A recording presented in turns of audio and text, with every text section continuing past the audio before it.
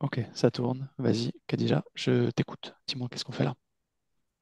Alors, je t'ai contacté, Léo, pour voir certains points. Donc, déjà concernant les pensées négatives et les ruminations qui m'habitent en fait depuis toujours. Voilà, je cogite beaucoup. J'ai un mal-être ouais, chronique, quoi, une tristesse, mélancolie, je ne sais pas comment expliquer ça, mais c'est toujours là. J'essaye d'être joyeuse, d'être dans une énergie positive et comme si j'y arrive pas. C'est au-dessus de moi, j'arrive pas. J'arrive pas à être heureuse. C'est comme un état dépressif. Ouais, c'est en arrière-fond, quoi, toujours, toujours. Pas d'autre, pardon. Euh, donc, ouais, toujours à côté de mes pompes, j'ai toujours l'impression d'être à côté de la plaque, à côté de mes pompes, d'être différente depuis toute petite, en fait. Bizarre. Et, euh, et on me le dit, on me l'a toujours dit, ouais, elle est bizarre, celle-là. Enfin, euh, du coup, bah, je me suis un peu adaptée aux autres et bah, je pense que je me suis construite comme ça en me disant qu'il fallait que je m'adapte à la société et je m'adapte à tout le monde, voilà, pour que tout se passe bien en fait. Qu'est-ce que tu entends par t'adapter? Pour tout, voilà, je sais qu'il faut être comme ça dans telle situation, même si j'ai pas les codes, en fait, j'ai même pas les codes de la société, c'est comme si je regardais un peu les autres, comment ils réagissaient, comment ils fonctionnaient pour m'aligner à ça, en fait. Et je l'ai fait sans m'en rendre compte tout le temps, ou alors je restais dans mon mutisme, enfin, j'observais les autres et je me dis, mais qu'est-ce que je fous là, en fait? Donc, donc il y a ça, il y a beaucoup de colère en moi, je le sens. J'ai beaucoup de colère. J'essaye de l'extérioriser petit à petit parce que depuis très jeune, je pense que je me suis un peu déconnectée de mon corps et coupée de mes émotions en fait. Donc, je me suis dissociée pendant très longtemps. Et je pense que c'est en lien, entre autres, avec mes traumas, parce que voilà, je suis issue d'une famille dysfonctionnelle, donc avec un père violent auprès de ma mère, de mes grands frères et sœurs. Alors moi, j'ai pas subi de violence, mais j'ai vu. Enfin, des injustices, voilà. Du côté de mon père, je pense qu'il y a, au niveau de sa lignée, j'ai récupéré peut-être des choses, je ne sais pas, mais il y a beaucoup de violence. Moi, j'ai subi des attouchements donc quand j'étais petite, jusqu'à l'âge de 8 10 ans, on va dire. Et, et voilà. Donc, il y a une kinesthésie. Alors, j'étais allée voir une kinesthésiste. Moi, j'ai fait de la kinesthésie. Elle m'avait dit que j'avais subi un événement à l'âge de 2 ans. Donc, elle m'a demandé ce que c'était. Je lui ai dit que, bien entendu, j'en savais rien. Donc, je voulais savoir s'il n'y avait pas eu plus que des attouchements ou s'il n'y a pas eu voilà, viol ou autre chose, quoi. Tu dis les attouchements, ça a duré jusqu'à l'âge de 8 ans, c'est ça? Ou même un peu plus, même 12 ans, ouais. Je peux te demander si c'était dans la famille ou à l'extérieur de la Oui, famille? c'est la famille. Ouais, la famille. Donc il y a ça. Et voilà, et je sais qu'il y a eu beaucoup de violence du côté de mon père. Enfin, mon père a subi beaucoup de maltraitance et sa mère aussi. Et, enfin, dans leur lignée, je sais que c'est quand même présent. Je voulais voir autre chose. Ouais, c'était ça. Euh, du coup, de ce fait, bah, je pense que j'ai adopté un schéma, enfin, des programmes ou un schéma répétitif parce que je me suis mariée avec un mari autoritaire. Donc, je suis restée avec à peu près 20 ans. Je me suis séparée il n'y a pas longtemps, il y a 2 ans. Ça a été difficile, mais j'arrivais plus. Enfin, je l'aimais pas en fait. Et 3 ans après notre mariage, je lui ai dit que je voulais me séparer parce que ça allait pas du tout. Et mon père m'a un peu forcé à rester avec, quoi. Il m'a dit, mais ça se fait pas, tu divorces pas. Et par peur, en fait, pour plaire ou pour satisfaire la demande de mon père, je suis restée. Donc j'ai eu 3 enfants avec lui, le dernier à 7 ans. J'ai deux grands, une fille de 15 ans et un fils de 14. Le dernier à 7 ans et demi. Et je me suis séparée ouais, mars dernier, il a quitté l'appartement de l'année dernière. Moi, je suis restée dans l'appartement. Alors, j'ai l'impression que les liens ne sont pas encore coupés parce que bah, je porte encore son nom de famille.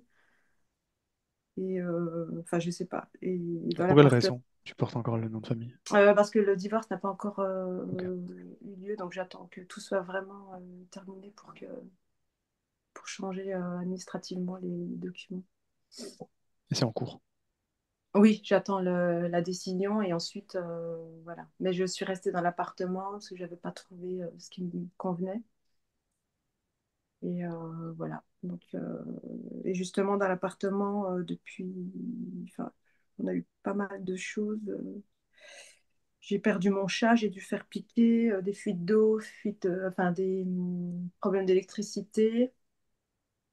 Bon, voilà, j'ai eu en cascade des petits événements, mais bon, je pense que c'est les choses de la vie. Je pense pas qu'il y ait quelque chose de autre que ça.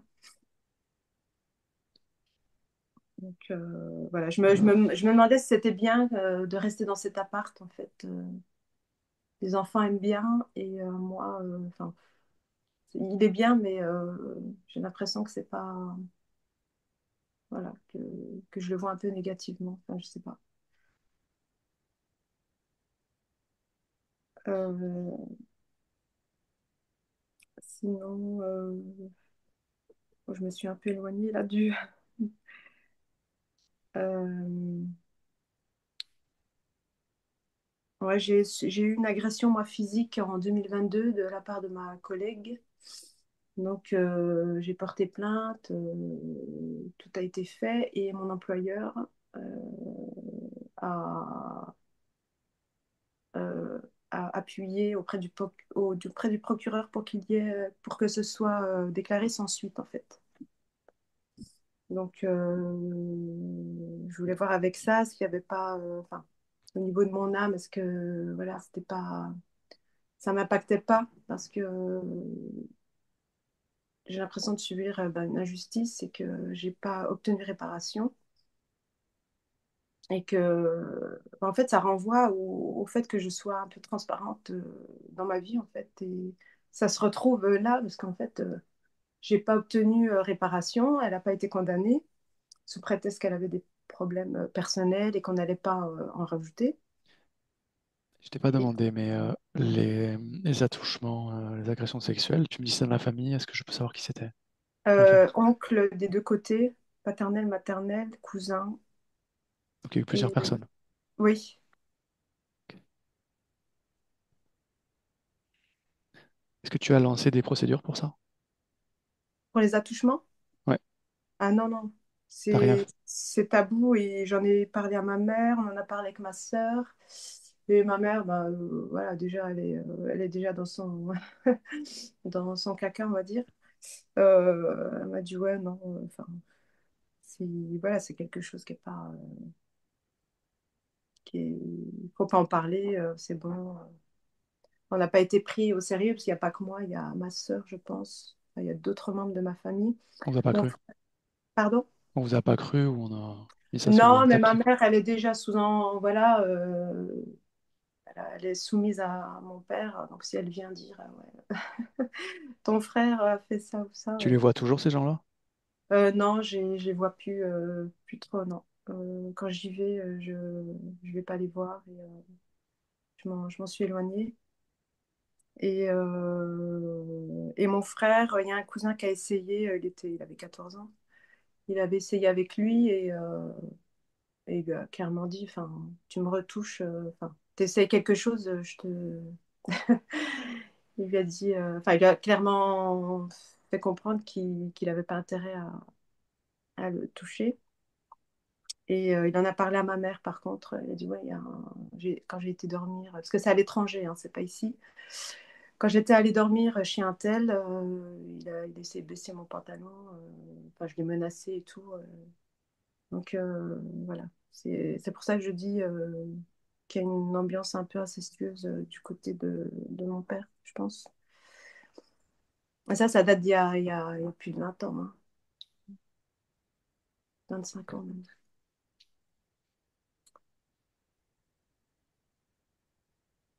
Ok.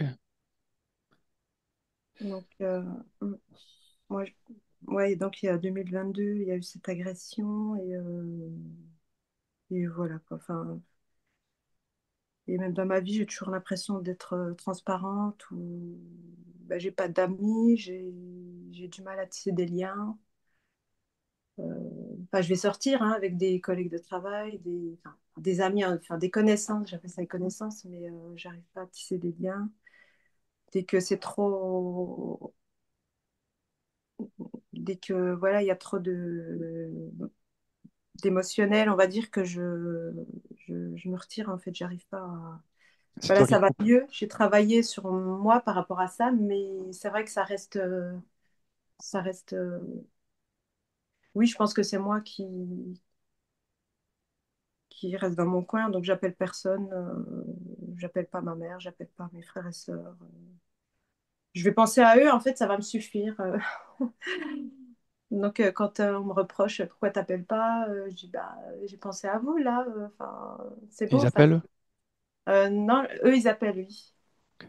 Et ils me font le reproche quoi, de pas appeler, pas venir même. Je n'allais pas les voir non plus. Mais pour autant, je suis pas entourée là où je suis parce que moi, je vis seule dans la ville où je suis. Enfin, j'ai pas ma famille. Ils habitent à 2 heures de chez moi, donc je suis seule avec mes enfants. Et, et pour autant, je ne vais pas compenser en appelant ma famille, quoi. Donc il y a eu un moment donné où c'était un peu, je pense, de la colère ou de la... J'étais un peu dans le rejet parce que j'ai pris conscience de pas mal de choses. Et j'avais peut-être besoin aussi euh, de, de m'éloigner, quoi, je sais pas. Enfin, donc Tu te sens voilà. coupable de ça? Non, je me sens pas coupable, mais j'estime que voilà, je si j'ai pas envie de les appeler, voilà, voilà, je me sens non, ça va. J'avais de la culpabilité, mais là, non. Je me dis que parce qu'il y a aussi un passif par rapport à ma sœur, enfin ma famille d'une manière générale. Il y avait beaucoup de moqueries quand j'étais petite par rapport à ma minceur. Voilà, on me reprochait que j'étais trop maigre, toujours maigre. Elle racontait que j'étais anorexique, que je me faisais vomir, alors que c'était pas vrai. Et ouais, je pense que ça m'a aussi un peu marqué, quoi. Donc, on va dire que j'ai pris mes distances et je reviens quand j'en ai envie, quoi. Et qu'est-ce que tu attends de cette session du coup aujourd'hui? Bah, je voulais voir un peu avec par rapport à tout ça. Je voulais voir aussi par rapport à une personne que j'ai rencontrée sur mon lieu de travail. Alors moi j'avais mis sur le mail que c'était en 2020-21, mais c'était en 2021-2022. Donc quand je l'ai rencontré, il y a... enfin, c'est vrai que ça a fait un peu un choc pour moi parce que j'avais l'impression de le connaître et en même temps qu'il me ressemblait. Enfin, il y a eu un truc. Et depuis, c'est comme si on m'avait marqué, quoi, avec un... Comme si on m'avait marqué voilà, d'un saut, quoi. J'arrive plus à passer à... Enfin, là, ça va mieux, mais il y a eu un moment où c'était compliqué. Donc, C'est quelqu'un avec qui tu as eu une relation ou, pas du tout? non. Non. J'ai échangé par mail. Alors, on a travaillé ensemble. J'ai échangé par mail parce que je voulais lui offrir du chocolat, le truc que j'ai jamais fait de ma vie et que enfin, voilà, j'ai jamais fait d'avance à un homme. Enfin, et je me suis vue lui offrir des chocolats, lui envoyer un mail en disant que je voulais le voir. Et lui, il m'a dit que non. Enfin, sa vie, il est marié, hein, il a des enfants, et puis, voilà, sa vie est bien rangée. Que sa vie lui convenait et que par contre, on pouvait maintenir un lien par mail. C'était toujours possible, chose que je n'ai pas faite. Et on se voyait de temps en temps dans l'année pour le travail. Et de là, et ben, pendant 18 mois, toute la journée, c'était des pensées envahissantes en fait, par rapport à lui. J'arrivais pas à m'en dégager, quoi. Il n'y a que la nuit ou quand j'allais au lit où ça allait mieux. Et dès que je me levais le matin, c'était parti. C'était des pensées obsessionnelles. Euh, à la suite de ça, alors quand il m'a écrit ce mail, moi, j'ai eu comme un choc. Et c'est de là, en fait, que j'ai un peu, que mes mécanismes et enfin, mes dysfonctionnements ont été mis en lumière, en fait. Donc c'est là que je me suis rendu compte de pas mal de choses. Et, et que j'ai fait un travail sur moi en fait, hein.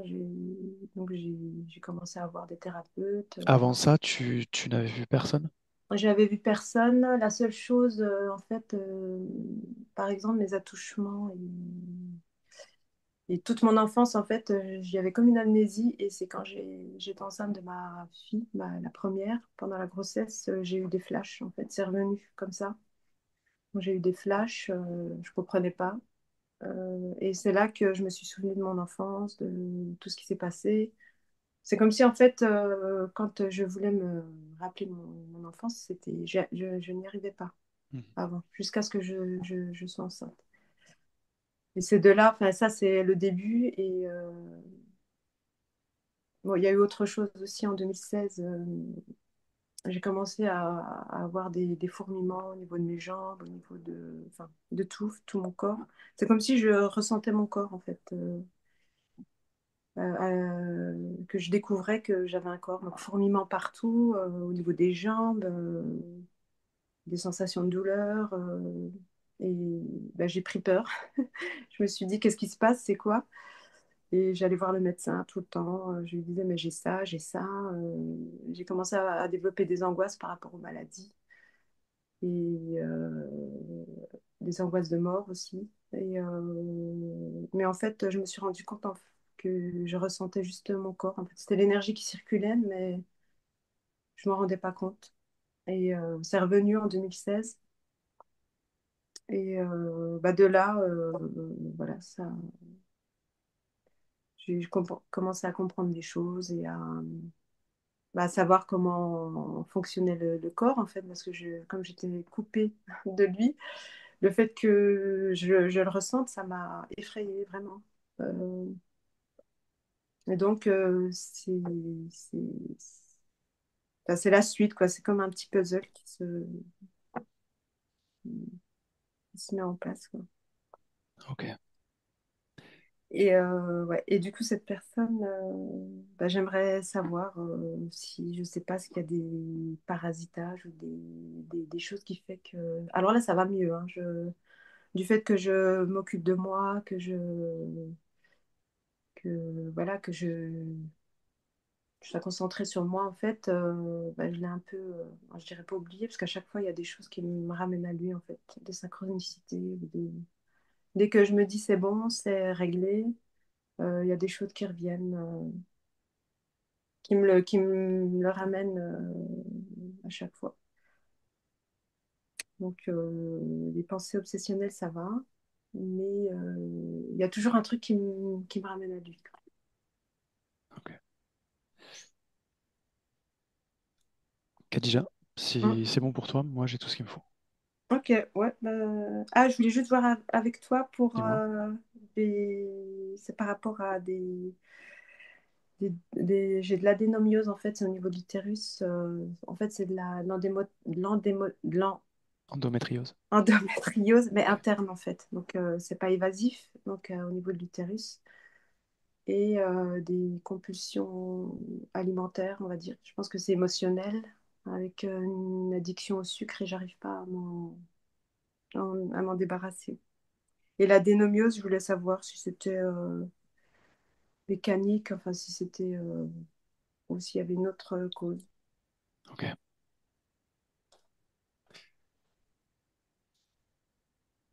C'est bon pour toi? Voilà.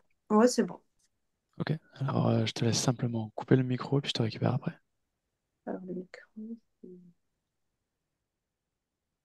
Parfait. Stéphanie, Oui, comment tu te sens? ça va. Est-ce que tu es avec elle?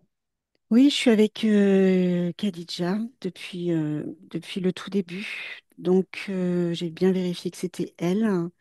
Elle est beaucoup plus jeune, elle doit avoir 9 10 ans.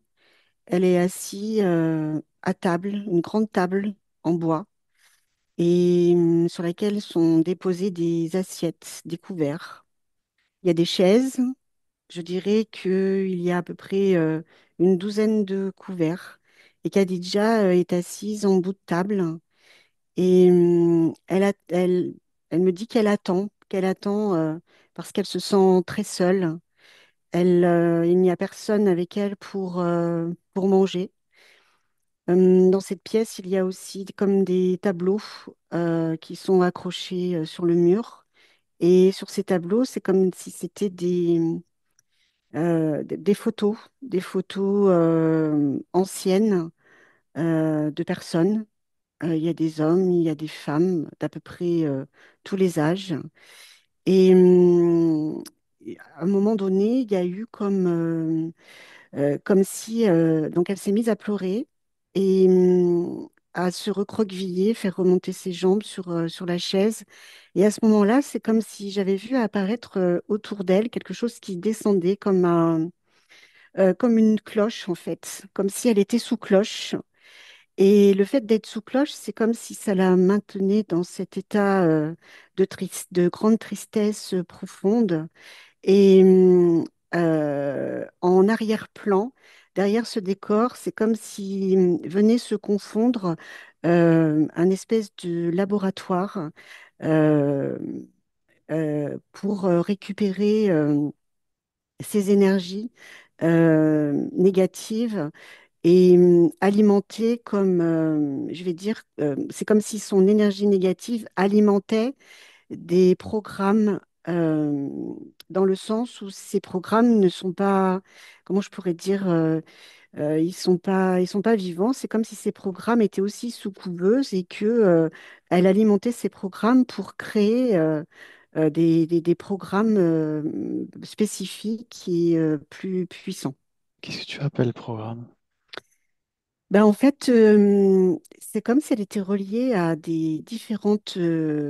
Ça fait comme des couveuses. Ça fait comme une couveuse. Et en fait, à l'intérieur, c'est comme si je voyais des programmes, dans le sens où c'est. Comment je pourrais expliquer ça? Ça ressemble à des programmes d'ordinateur, tu sais, avec des fils à l'intérieur. Et ils ont différentes couleurs. Et c'est comme si tout ça a été récupéré en fait pour expérimenter d'autres programmes, pour maintenir, pour accentuer, pour comme créer de fausses émotions, créer du faux en fait, créer du leurre. Est-ce qu'elle voit tout ça? Elle, non, elle ne le voit pas parce que elle, ce qu'elle voit, c'est qu'elle est dans cette grande pièce qui ressemble à une pièce salle à manger. Et elle est focalisée sur le fait qu'elle est seule et qu'il n'y a personne avec elle pour manger. Demande-lui comment elle s'appelle. Khadija. Tu me laisses parler avec elle? Oui, Ok. Je parle avec. Khadija. Khadija, Oui, qu'est-ce que tu fais? j'attends. T'attends quoi? J'attends de ne plus être seule. C'est qui ces personnes sur les photos? C'est des personnes qui ont fait partie de ma famille. Des personnes qui, comment je pourrais dire, qui m'observent de loin, même s'ils ne sont pas là, et qui, quelque part, m'empêchent d'être moins seule. Parfois, je peux sentir leur regard se poser sur moi. Et parfois, ce sont des regards plutôt bienveillants et réconfortants. Et d'autres fois, ce sont des regards qui peuvent me mettre assez mal à l'aise et même me faire peur.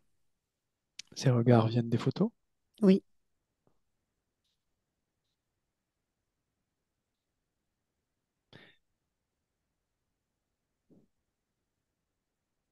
Les seules présences qui sont avec toi sont à travers ces photos, c'est ça? oui, tout à fait.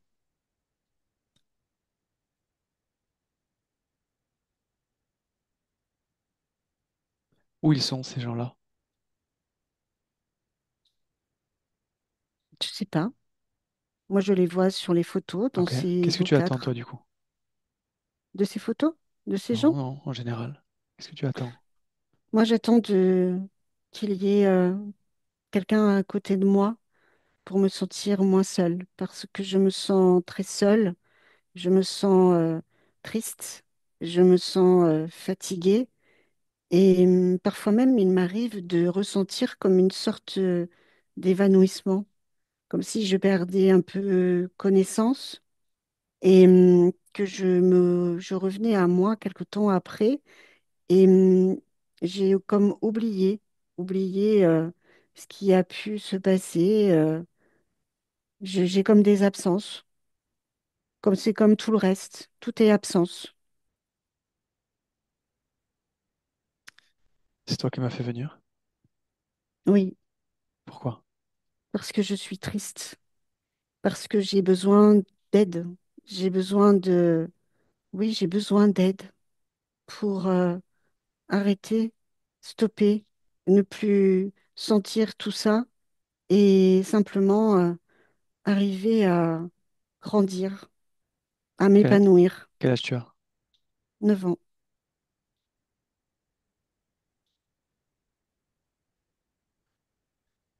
Est-ce que tu as conscience d'avoir une partie physique?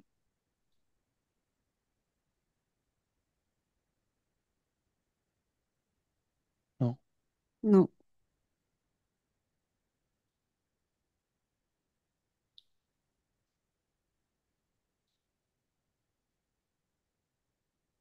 Ces personnes sur les photos, c'est ta famille, c'est ça? oui, Tu veux bien me montrer une scène dont tu te souviens où tu vivais quelque chose avec ces gens-là, ou en tout cas certaines personnes qui sont sur ces photos. Tu veux bien? oui. Ok. À 3. 1, 2, 3.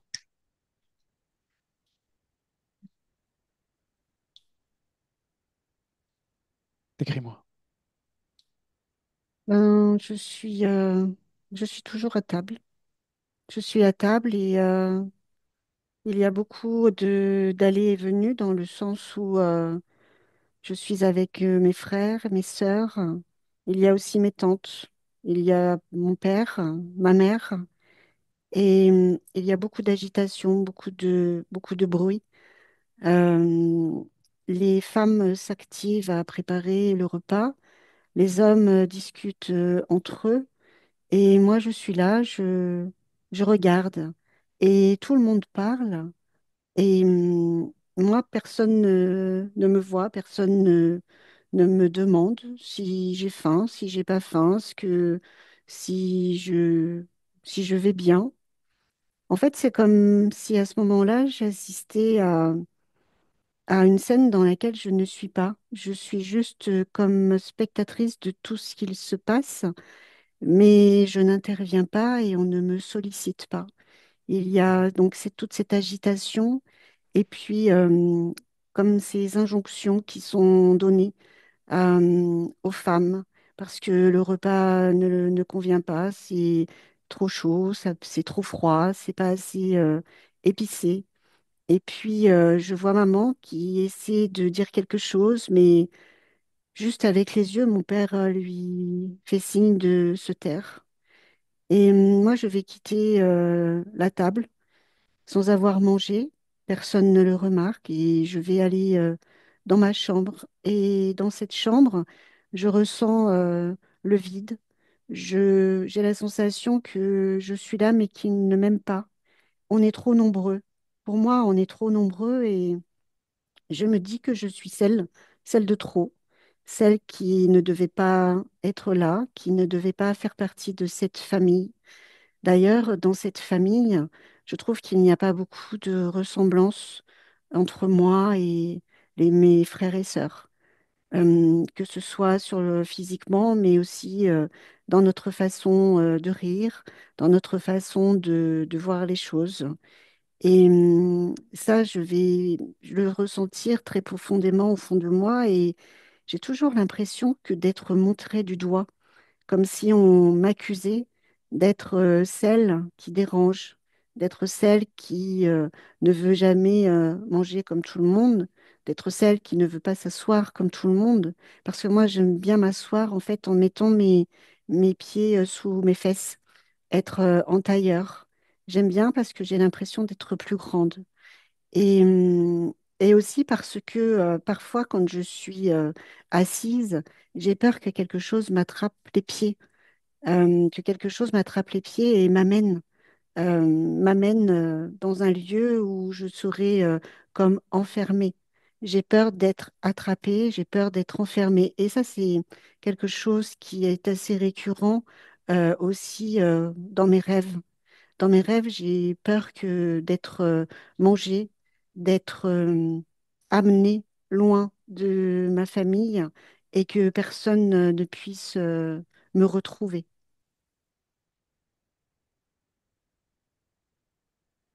Comment tu t'appelles? Je sais pas parce que je sais que maman a mis du temps à, à me donner un prénom. Et c'est un prénom en fait qui n'est pas utilisé parce que j'en ai comme plusieurs. C'est-à-dire que pour mon père, je suis au, aux Zara. Pour mes frères, je suis la petite. Et pour maman, elle voulait que je m'appelle euh, Nala parce que ça lui rappelait le prénom d'une de ses grand-mères qui était très belle. Et donc, en fait, je ne sais même pas trop comment je m'appelle parce que ben, j'ai plusieurs façons d'être nommée, mais voilà, Tu n'as pas de nom. non.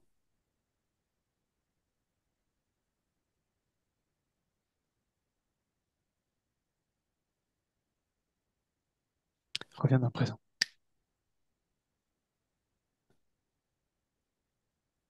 Oui,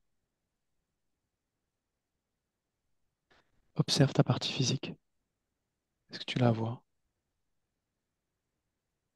oui, je la vois. Et je la vois comme toute petite, très petite. Pourquoi petite? Je sais pas, c'est comme si elle était très loin de moi. Et c'est comme si cette partie physique, euh, elle, elle flottait. Euh, Elle flottait comme si elle n'avait pas de jambes, comme si ses jambes ne touchaient pas le sol. Et du coup, c'est comme si cette partie physique était, je veux dire, dispersée en plusieurs morceaux, comme éclatée. Ok. Laisse-moi avec Stéphanie. Stéphanie, déconnecte. Déconnecte. Oui, Comment tu te sens? ça va. Comment elle est? Elle est déjà, elle est assez satisfaite de pouvoir euh, être avec nous et parce qu'elle se sent en sécurité. Il y a cette notion d'être en sécurité. Et c'est comme si là, elle était davantage curieuse d'en savoir un peu plus. Et c'est comme si le fait d'être retournée dans cette scène, ça lui avait permis de reconnecter avec une certaine réalité. C'est comme si ça l'avait ramené à quelque chose de plus réel. Parce qu'avant, c'est comme si elle avait l'impression d'être comme dans un rêve, je veux dire un rêve éveillé, où les choses existent mais n'existent pas. C'est comme si tout était distant d'elle.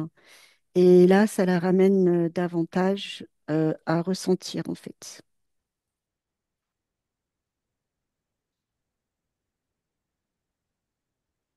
Demande-lui si quelque chose la dérange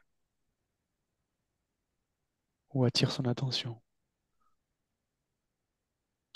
Ce qui la dérange, c'est le fait qu'elle soit toujours assise sur cette chaise et que tout soit comme figé. Euh, et ce qui la gêne aussi, ce sont ses regards, parfois au travers des yeux, des photos, qui peuvent être pour certains très menaçants. Et, mais ce qui la dérange le plus, c'est de ne pas pouvoir bouger de cette chaise. Dis-lui de toucher cette chaise et dis-moi ce qui se passe. En fait, cette chaise, c'est comme un fauteuil comme chez le dentiste, en fait, un fauteuil médical. Et c'est comme si, du coup, elle était comme attachée à ce fauteuil au niveau de ses poignets et au niveau des genoux. Et au-dessus de sa tête, c'est comme s'il y avait euh, il y a comme une espèce de cercle qui en fait diffuse comme comme un film autour d'elle. Et c'est comme si ce film, en fait, transparent, bah, la mettait sous cloche, c'est-à-dire que ça la maintient dans des fréquences qui bloquent, qui la bloquent dans une certaine fréquence, qui lui font ressentir certaines émotions. Et très souvent, ce sont des émotions plutôt négatives et qui la maintiennent dans une forme de tristesse, de mélancolie et de regret. Euh, et en fait, du coup, c'est comme s'il y avait une partie du corps qui n'était pas alimentée, c'est-à-dire que c'est comme si elle était coupée en deux, avec la partie haute qui, qui reçoit, en fait, qui émet quelque chose, et la partie basse qui est comme détachée, en fait, qui c'est présent, mais ça ne vibre pas, ça n'émet pas de fréquence, et c'est comme si c'était des jambes qu'elle ne pouvait pas utiliser et qu'elle ne peut pas bouger, du coup. Ok.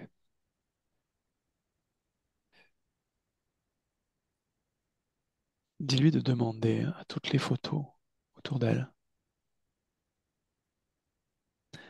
de se montrer comme ce que c'est en réalité, qu'elle envoie cette intention-là. Et dis-moi si ça change quelque chose. Oui, ce qui change, c'est que c'est comme si ces personnages prenaient place autour de la table et, et les visages ne sont pas ceux des photos. C'est comme si ils étaient, comment je vais expliquer? C'est comme s'il y en avait un, mais qui était dupliqué. C'est ça ressemble à un crocodile, mais plus, comment je pourrais dire, plus mastoc, plus, il est gris. Euh, il a des écailles très grises. euh, et c'est comme s'il était en superposition. Et au niveau du regard, c'est comme si son regard pouvait être à la fois un regard assez séduisant, euh, dans lequel elle pouvait comme reconnaître comment je pourrais dire, des regards qu'elle a déjà connus et qui pouvaient la rassurer. Et dans d'autres, c'est des regards plutôt menaçants euh, euh, qui lui rappellent on lui a fait du mal, que on a essayé de l'empêcher de parler, que on a touché son corps, mais avec insistance, en lui mettant la main sur la bouche. Et derrière elle, à ses côtés, là, sur ce siège, c'est comme s'il y avait de chaque côté, c'est comme si elle était maintenue au niveau des épaules par deux humanoïdes. Et, et en fait, il y a vraiment, comment je pourrais dire, il y a vraiment deux scènes avec cette scène avec les humanoïdes et ce laboratoire, et cette autre scène où elle est à table avec ce crocodile qui se répartit sur toutes les chaises et qui crée de la confusion, qui crée des peurs, qui crée comme une forme comme si elle devait se soumettre. Combien elles sont en tout? Alors attends. Alors à table, ils sont à peu près une dizaine et il y a les deux humanoïdes. Une dizaine de consciences? Non, il y a une conscience, mais qui est comme projetée en 10 en fait. Donc ils sont deux. Oui, Est-ce qu'elle voit ça? oui, maintenant elle le voit. Qu'est-ce qu'elle en pense? Ben, ce qu'elle en pense, c'est c'est quelque chose qu'elle n'a jamais vu et c'est quelque chose qui l'effraie parce que dans cet être-là, il y a cette notion de figure paternelle, dans le sens où elle dit, s'il me fait peur, comme mon père, comme tous ces hommes me font peur, avec leurs gros yeux noirs qui fixent, qui essayent de me transpercer et qui essayent de me maintenir, de me contrôler.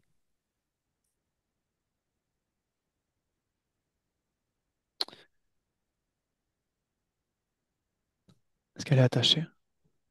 Oui, Dis-lui de se détacher. Et dis-moi si elle y arrive.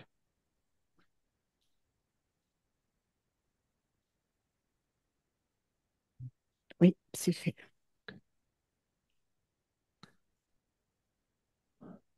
Demande-lui comment elle a fait. Elle dit qu'elle s'est dit à elle-même qu'elle pouvait réussir parce que aujourd'hui elle n'était plus seule et ça a fonctionné. Dis-lui qu'elle aurait pu faire la même chose en étant seule. Tout pareil. Qu'est-ce qu'elle dit? Elle dit oui, peut-être, mais le fait que je ne sois pas seule, ça me donne du courage, ça me donne une force, celle que je n'avais plus jusqu'à Ok, maintenant. ok. Alors, dis-lui que j'ai besoin de savoir comment elle les a laissés rentrer. Est-ce qu'elle veut bien me montrer ce moment-là? Oui. Ok, on y va maintenant. Et dis-moi où on est.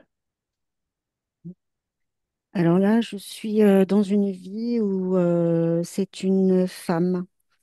C'est une femme très jolie. Elle est brune, elle a les cheveux longs, elle est très bien habillée. C'est une femme très distinguée. Euh, je vais dire que elle a une forme de langage très soutenu, ce qui est plutôt assez rare en fait dans ce quartier où elle habite, parce que c'est plutôt un quartier assez pauvre, où les gens sont habillés de façon simple et se parlent aussi avec des mots de tous les jours et presque un langage, je ne sais pas, berbère, c'est ce que ça me dit.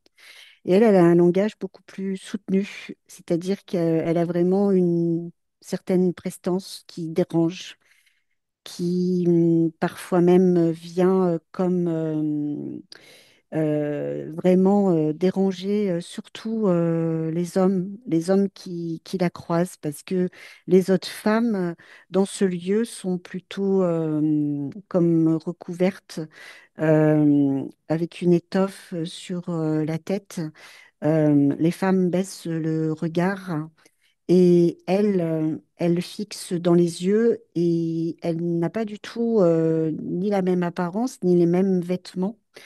Et il arrive un moment dans cette vie où, justement, alors son père a honte d'elle, il l'a rejetée. Il lui a dit que, enfin, il lui a dit que ce n'était pas sa fille, que ce genre de comportement était inadmissible, qu'elle faisait honte à la famille et que dorénavant, si jamais elle sortait, il exigeait d'elle qu'elle se recouvre le visage pour qu'on ne la regarde pas, parce qu'il ne faut pas la regarder. Il faut que elle dissimule sa beauté qui pourrait attirer les hommes et qui pourrait aussi lui valoir une certaine forme de maltraitance, parce que en ce lieu, c'est comme si tout ce qui était beau était presque quelque chose de pas normal, comme si la beauté était mal en fait. Et à cette époque-là, elle est assez rebelle et elle va être maltraitée, c'est-à-dire qu'elle va être agressée plus d'une fois dans la rue. On va lui arracher les cheveux, lui couper les cheveux. On va aussi l'attacher et lui faire subir des sévices sexuels avec plusieurs hommes où je les entends rire. Et quand elle rentre et que on voit son état physique, plutôt que de la soutenir, on la rejette. Et quelque part, on lui dit que qu'elle elle l'a cherché, qu'elle n'avait qu'à respecter les règles, qu'elle n'avait qu'à se cacher et que tout ça ne serait pas arrivé. Et là, je la vois qui est comme en sang au niveau des parties génitales. Et je vois toutes ces femmes au niveau de la famille qui détournent le regard et à ce moment-là, Khadija, c'est comme si elle ressentait une forme de honte. Il y a la honte, il y a le rejet, il y a aussi comme une forme de culpabilité, dans le sens où on lui renvoie cette culpabilité, c'est-à-dire que si on lui a fait subir tout ça, c'est entièrement de sa faute, parce qu'elle n'a pas obéi, parce qu'elle ne s'est pas contraint aux règles. Et pourtant, on lui avait dit. Donc maintenant, elle assume.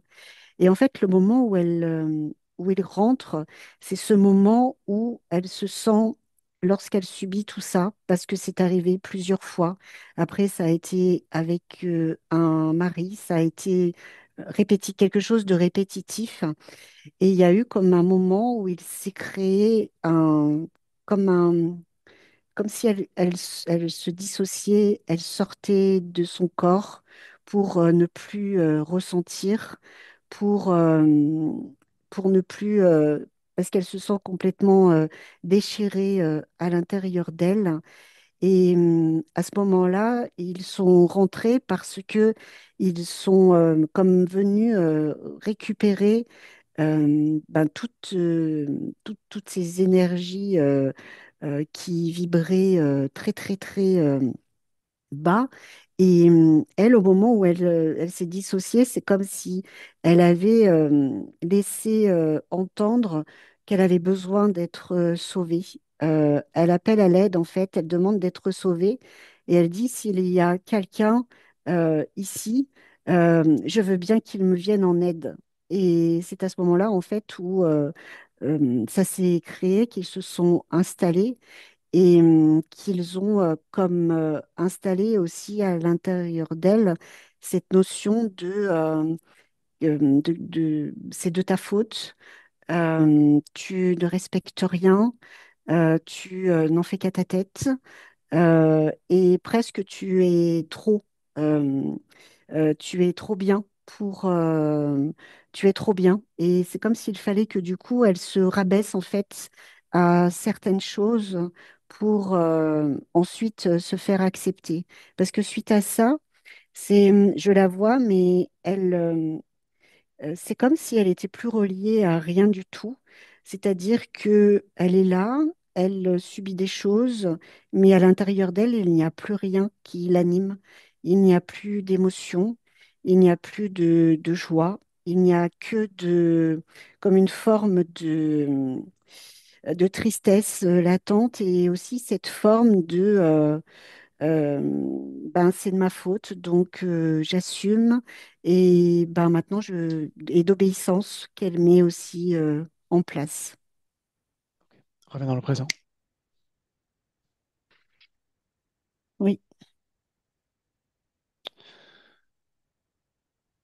Pour quelle raison, donc là sur le plan physique, pour quelle raison elle a des pensées sombres, une espèce d'état dépressif comme ça, de rumination? Est-ce qu'il y a une cause ésotérique à ça?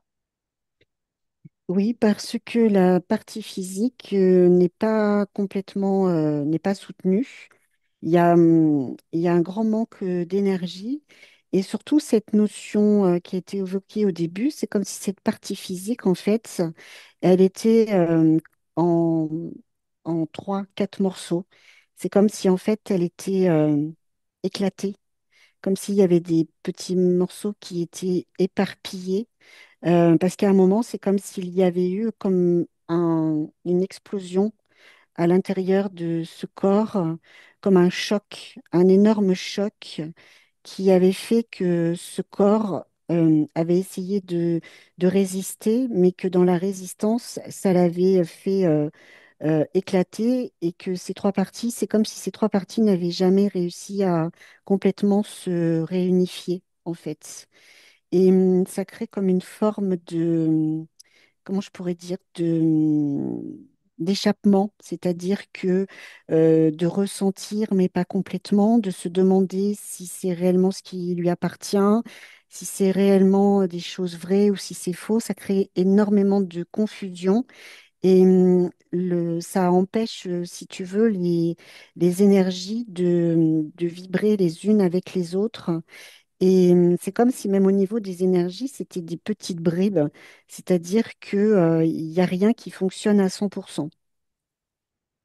Ok. Elle parle de colère à l'intérieur d'elle. Oui, alors il y a trois parties en fait. Dans ce que je te décrivais, il y a la partie la plus importante où effectivement il y a la colère. Il y a une partie où il y a cette tristesse et il y a cette autre partie où il y a la mélancolie. Ok. Pourquoi tout le monde la trouve bizarre? Tout le monde la trouve bizarre parce que c'est comme si, étant donné que son corps est en dysfonctionnement, elle n'arrive pas à à se mêler en fait aux autres. Les énergies des autres la dérangent beaucoup. C'est comme si les énergies des autres venaient comme l'envahir et procurer chez elle un sentiment très désagréable. Elle est très à l'écart de tout ce qui est autour d'elle et il y a comme une forme de ne pas appartenir en fait à tout ce qui se passe. C'est-à-dire qu'elle est là, elle observe, mais elle ne participe pas. Et les autres disent qu'elle est bizarre parce qu'elle elle n'exprime pas ce elle n'exprime pas. Il y a pas de, c'est comme si son corps ne vibrait pas. Et c'est comme si au niveau aussi de son expression du visage, elle n'exprimait pas certaines choses. Elle est là, mais elle n'est pas là. Ok. Ça peut être dérangeant. Mhm.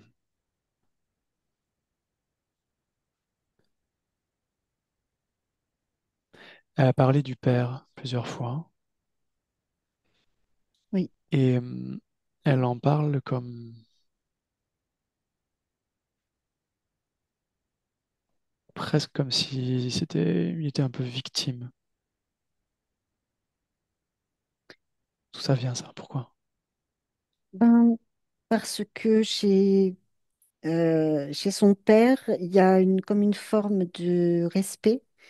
Et c'est comme si elle avait, je veux dire, de la pitié pour lui. C'est même pas de la peine.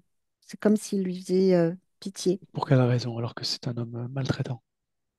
Parce que elle, c'est comme si elle arrivait à percevoir à l'intérieur de lui un enfant qui a beaucoup souffert.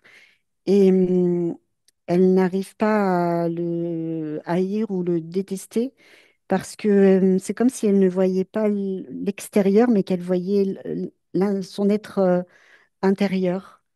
Et c'est pour ça qu'elle a comme pitié, parce qu'elle sait très bien qui il est et ce qu'il fait. Mais le fait qu'elle perçoive ce petit garçon qui est toujours en souffrance dans ce corps d'adulte, ben, elle préfère avoir de la pitié pour lui, parce qu'il fait pitié. Ok. Tous les abus sexuels venant de plusieurs personnes, de la famille. Mm. Est-ce qu'il y a une cause ésotérique à ça?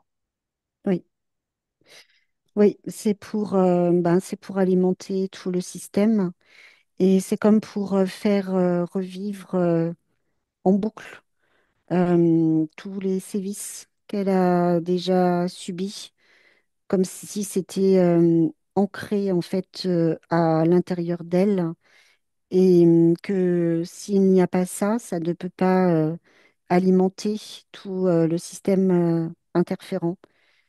Il y a de la récupération. Ok.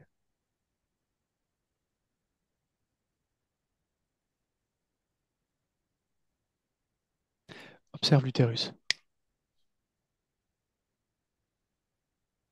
Oui, Sur le plan énergétique, qu'est-ce que tu vois? je vois comme un... Alors, c'est comme si ça avait créé sur le plan énergétique comme des adhérences euh, avec d'une certaine couleur, comme s'il y avait une inflammation. C'est de couleur rouge. C'est comme si à l'intérieur, il y avait des espèces de petites bulles. Et en fait, c'est comme si ça venait, comment je pourrais dire, impacter toute... comment ça s'appelle? Bon, bref, ça vient en fait impacter la muqueuse utérine. Et en fait, c'est lié au fait que c'est lié au sang. Il y a cette notion de sang euh, par rapport aux sévices qu'elle a subis. C'est comme si ça s'était ancré en fait à l'intérieur d'elle comme des petites mémoires, comme euh, oui, c'est ça, ça crée comme, toi, c'est comme si les cellules, elles étaient impactées par des mémoires de tout ce qu'on a vu, de tout ce qu'elle a subi.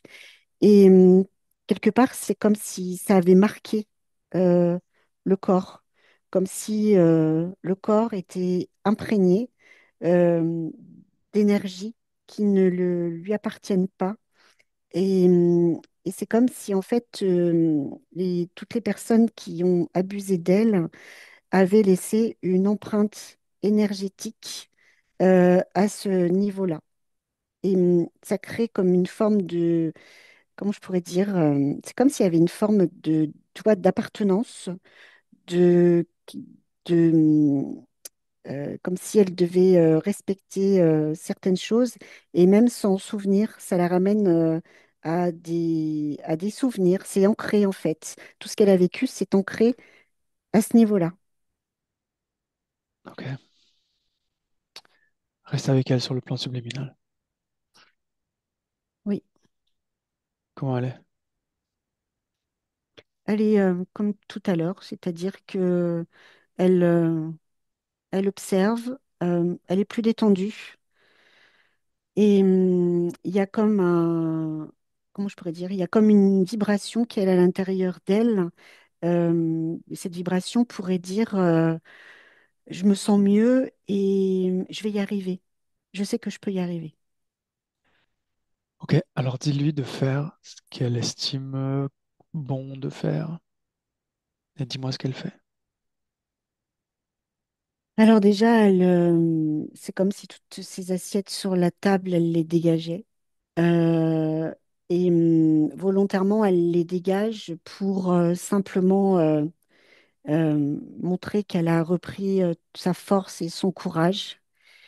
Ensuite, elle quitte ce siège.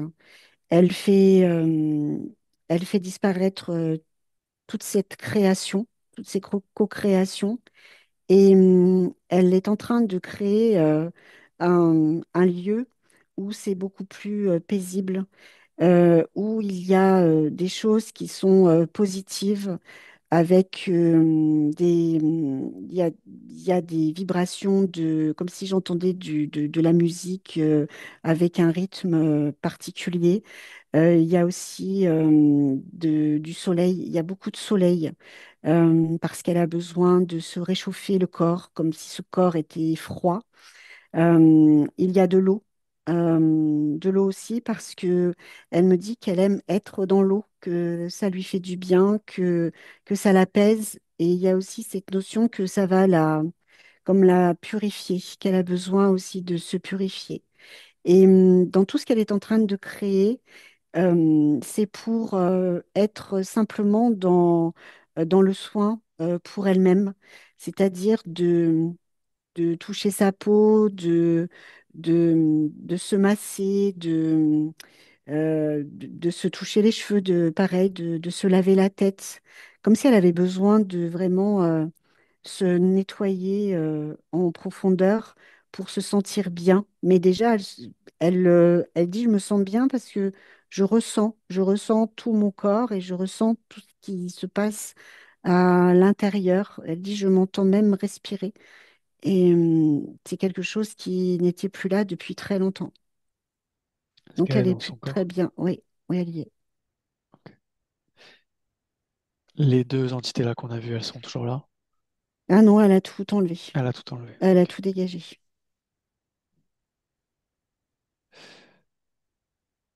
Ces programmes là qui étaient corrélés à ses vies antérieures et qui la maintenaient dans ces trucs-là, est-ce qu'il vibre toujours en elle?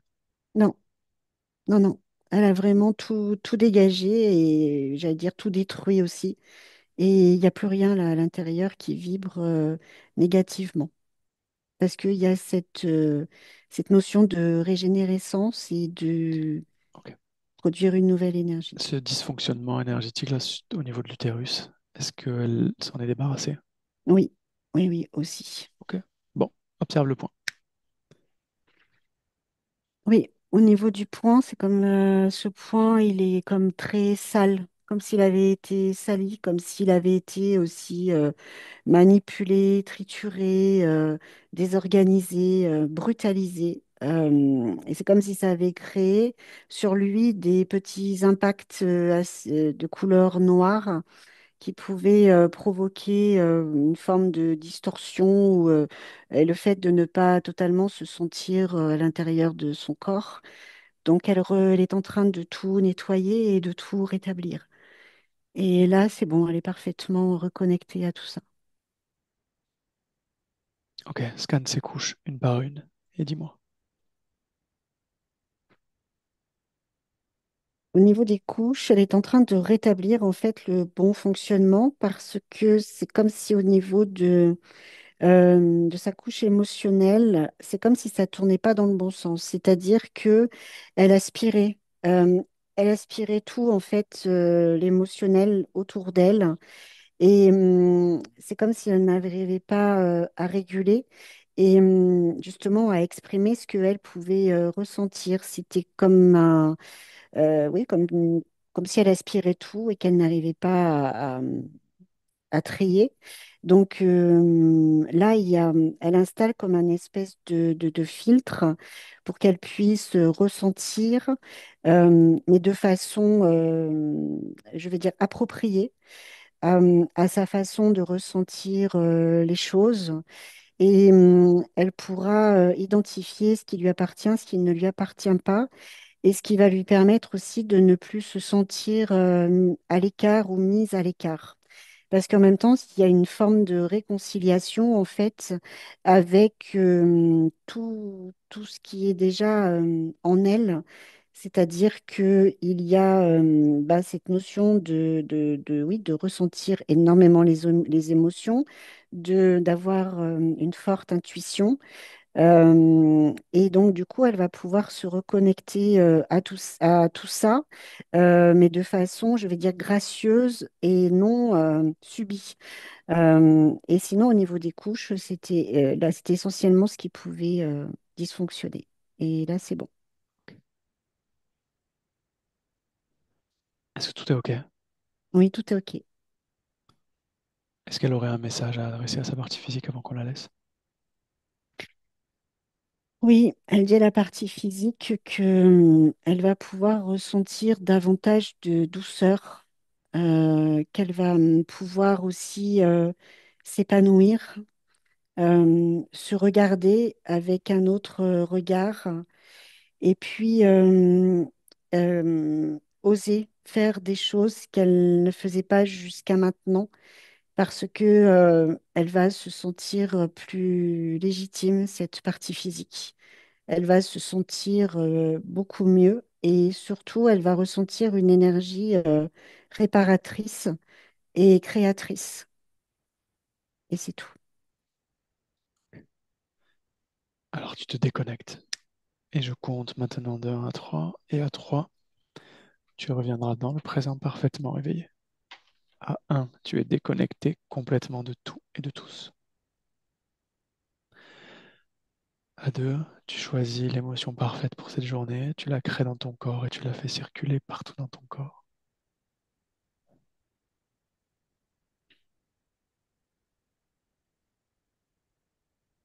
Et à 3, quand tu es prête, tu peux ouvrir les yeux.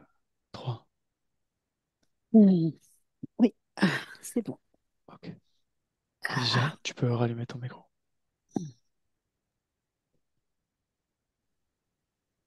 Comment tu te sens? Ça va, c'était assez. Ouais, ça fait beaucoup écho à beaucoup de choses.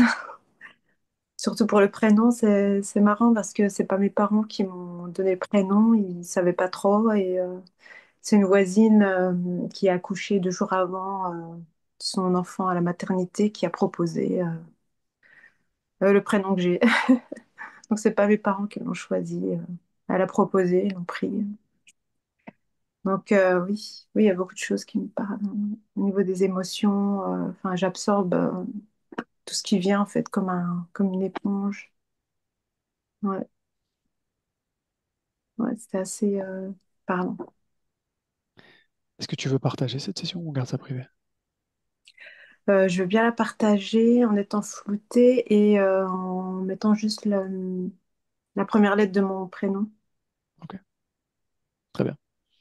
Voilà. Stéphanie, merci, bonne journée. Merci Oui, Et bonne Stéphanie. journée. Au Khadija, tu revoir, restes avec Merci moi. Khadija. à toi. Au revoir Stéphanie.